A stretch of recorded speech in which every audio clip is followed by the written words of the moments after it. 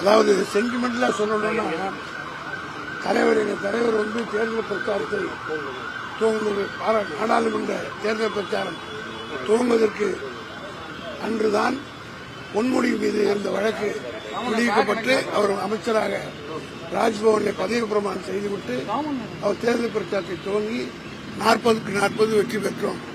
அதேபோல இன்னைக்கு டெல்லிக்கு போறாரு. முதல் முறையாக முதலமைச்சரான பிறகு டெல்லிக்கு செல்கிறார்.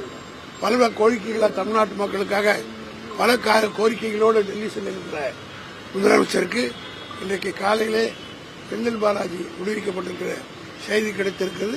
சென்டிமெண்ட்ல டெல்லியினுடைய பயணமும் மிகப்பெரிய வெற்றி தான் பெறும் என்ற நம்பிக்கையும் மகிழ்ச்சியும் ஏறக்குறைய ஓராண்டுகளுக்கு மேல ஜெயிலில் 15 மாத காலம் சிறையில் இருந்திருக்கிறார்.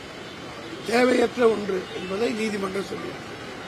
அது மட்டும் இல்லை, வழக்கினுடைய தன்மைக்குள்ளே போக நான் ஏற்கனவே முடித்து வைக்கப்பட்ட ஒரு வழக்கு தேவையில்லாமல் அதுவும் நீங்கள் அது எவ்வளவு அமௌண்ட் இன்வால்வ் எல்லாம் போனால் அதுக்குள்ளே நான் செல்ல விரும்புகிறேன்.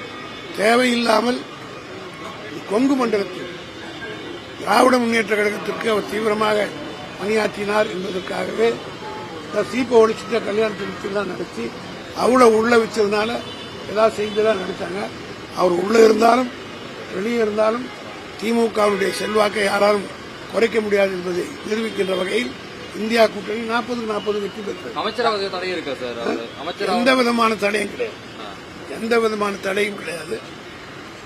இது தாமதிக்கப்பட்ட நீதி நினைக்கிறீங்களா? தாமதிக்கப்பட்டது என்றால் நீதிமன்றத்தில் அவர்கள் அமலாக்கத்துறையின் மூலமாக வேண்டுமென்றே திட்டமிட்டு இதை இழுக்கடித்து டைம் கேட்டு போட்டாங்க.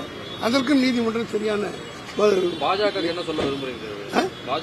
இனிமேல் திருந்தணும்.